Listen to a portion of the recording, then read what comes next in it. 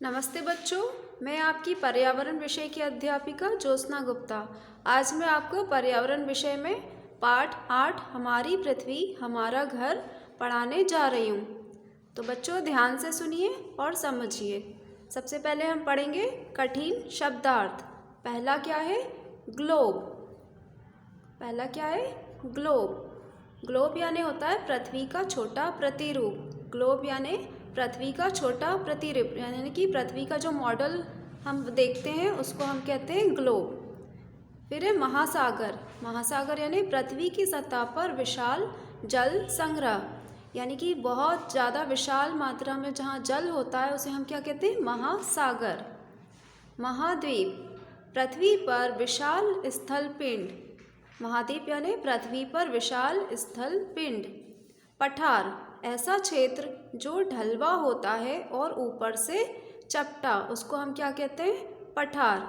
अब हम इसके आगे पढ़ेंगे।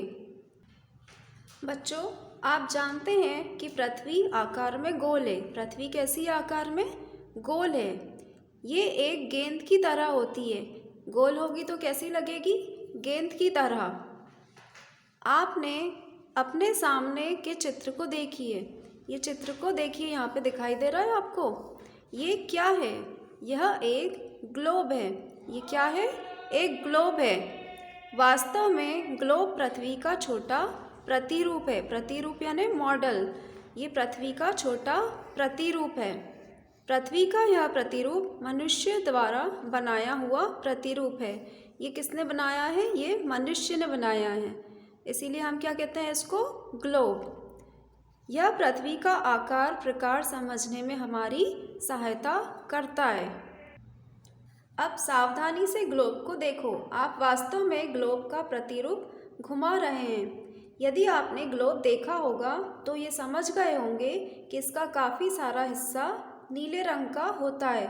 बच्चों आपने प्रतिरूप देखा होगा तो उसमें वह काफ़ी सारा हिस्सा नीले रंग का दिखाई देता है। ये नीला रंग पृथ्वी पर जल का भाग दर्शाता है। जो ग्लोब पर नीला रंग होता है वो क्या दर्शाता है? जल का भाग, यानी कि यहाँ पर बहुत सारा जल है।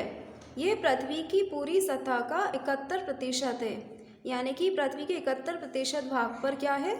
जल है। शेष सतह जमीन का पिंड है, यानी कि बाकी जो जगह है वो क्या है? पिंड है। अब है महाद्वीप। विशाल थल भाग महाद्वीप कहलाते हैं। पृथ्वी पर कितने महाद्वीप हैं? 7 महाद्वीप हैं। उनके नाम निम्नलिखित है। अब बच्चों यहाँ पर जो नाम दिए गए हैं 1 से 7 तक, वो किसके नाम है? महाद्वीप के। पहला है एशिया, दूसरा है अफ्रीका, उत्तरी अमेरिका, दक्षिण अमेरिका, यूरोप, अंटार्कटिका और ऑस्ट्रेलिया। एशिया इन सब में सबसे बड़ा महाद्वीप है। एशिया इन सब में सबसे बड़ा महाद्वीप है। वहीं दूसरी ओर ऑस्ट्रेलिया सबसे छोटा महाद्वीप है। सबसे छोटा कौन सा है? ऑस्ट्रेलिया। हमारी मातृभूमि भारत एशिया महाद्वीप में आती है। हमारी मातृभूमि भारत यानी कि हमारा इंडिया कौन से महाद्वीप में आता है? एशिया महाद्वीप में। ये बच्चों आप लोग याद रखिएगा। अब है महासागर। महासागर विशाल जल भाग है। महासागर यानी इसी नाम से ही पता चलता है कि यहाँ पर बहुत सारा पानी है, जल है। मुख्यतः 5 महासागर है। बच्चों 5 प्रकार के महासागर होते हैं। इनके नाम निम्नलिखित है। पहला है प्रशांत महासागर, दूसरा अटलांटिक महासागर, तीसरा हिंद महासागर, चौथा आर्कटिक महासागर और पांचवा अंटार्कटिका महासागर। प्रशांत महासागर इनमें सबसे बड़ा है। याद रखिएगा बच्चों, सबसे बड़ा महासागर कौन सा है? प्रशांत महासागर। वहीं आर्कटिक महासागर सबसे छोटा। सबसे छोटा कौन सा है? आर्कटिक। हम जानते हैं कि पृथ्वी की सतह हर जगह समतल नहीं है, यानी कि हर जगह समतल सपाट नहीं है। कुछ स्थानों पर क्या है? पर्वत है और दूसरी ओर हर स्थान पर क्या है? मैदान है। पृथ्वी की सतह पर कई स्थानों पर क्या क्या है? नदियाँ, झीलें, तालाब, घाटी और पठार आदि हैं। पृथ्वी की सतह के लक्षण पृथ्वी के भौतिक लक्षण हैं। हम इनकी ऊंचाइयों को समुद्र के तल से नापते हैं। अब है पर्वत। यह जमीन का सबसे ऊंचा भाग है। जमीन से जो ऊंचे ऊंचे दिखाई देते हैं उनको हम क्या कहते हैं? पर्वत। पर्वत अक्सर श्रृंखला में पाए जाते हैं। ऊंचे पर्वत बर्फ से घिरे रहते हैं। जो पर्वत बहुत ऊंचे ऊंचे होते हैं वहाँ पर ठंड ज़्यादा होती है, इसीलिए वहाँ पर जो पर्वत है वो बर्फ से घिरे रहते हैं, यानी कि यहाँ पर ज़्यादा बर्फ होती है। माउंट एवरेस्ट पृथ्वी का सबसे ऊंचा पर्वत है। बच्चों ये याद रखिएगा, सबसे ऊंचा पर्वत कौन सा है? Mount Everest. छोटे पर्वत पहाड़ियाँ कहलाते हैं। जो छोटे पर्वत होते हैं वो क्या कहलाते हैं? पहाड़ियाँ। अब है मैदान। जैसा कि नाम से ही विदित होता है, मैदान पृथ्वी की समतल एवं सपाट सतह है। ये अक्सर नदियों द्वारा लाई गई मिट्टी से बनते हैं। बच्चों नाम से ही पता चल रहा है, मैदान यानी कि समतल और सपाट जगह। और ये कैसे बनते हैं? नदियों द्वारा लाई गई मिट्टी से। मैदान खेती के लिए अधिक उपयुक्त होते हैं।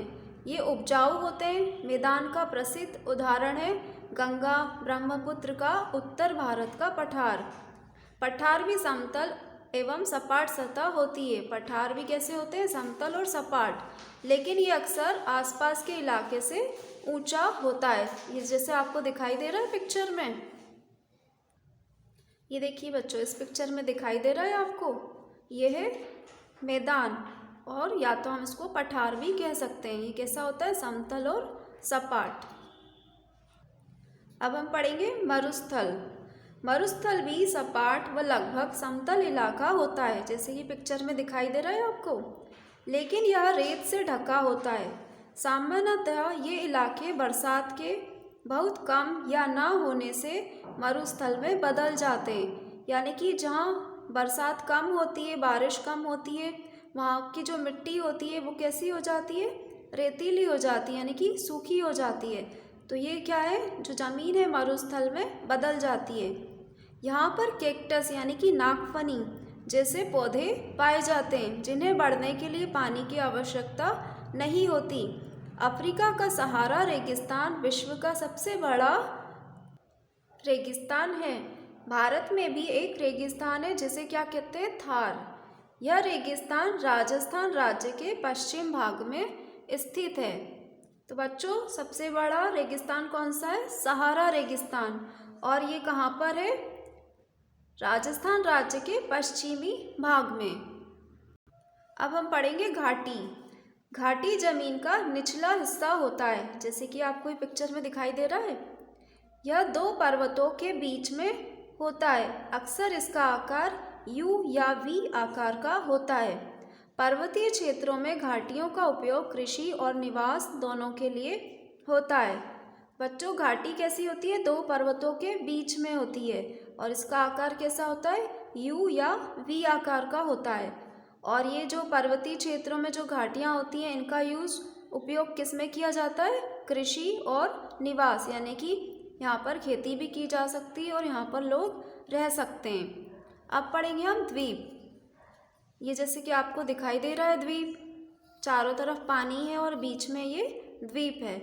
ये ज़मीन का एक छोटा टुकड़ा होता है। ये दिखाई दे रहा है आपको, ज़मीन का एक छोटा सा टुकड़ा जो चारों तरफ से समुद्र के पानी से घिरा रहता है। ये दिखाई दे रहा है आपको, चारों तरफ समुद्र का पानी। विश्व का सबसे विशाल द्वीप है ग्रीनलैंड। ये याद रखिएगा बच्चों, विश्व का सबसे विशाल द्वीप कौन सा है? ग्रीनलैंड।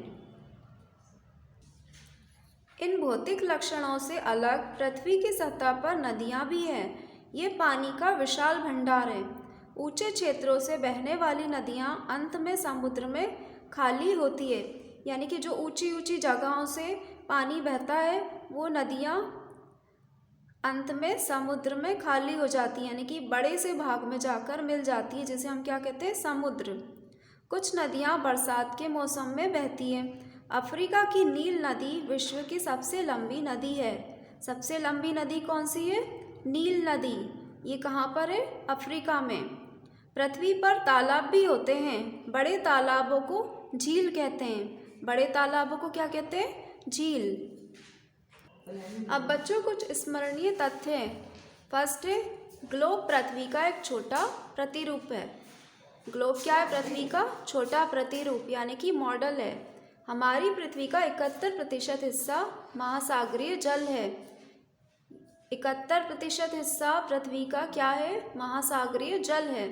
मुख्यतः विश्व में कितने महाद्वीप हैं? 7 महाद्वीप और 5 महासागर हैं। हमारी पृथ्वी के मुख्य भौतिक अंग हैं पर्वत, मैदान, पठार, द्वीप, नदी और झीलें आदि हैं। ये सब क्या है? भौतिक अंग हैं।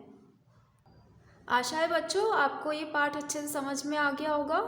तो आप घर पर इसे बार बार देखिए और समझने का प्रयास कीजिए।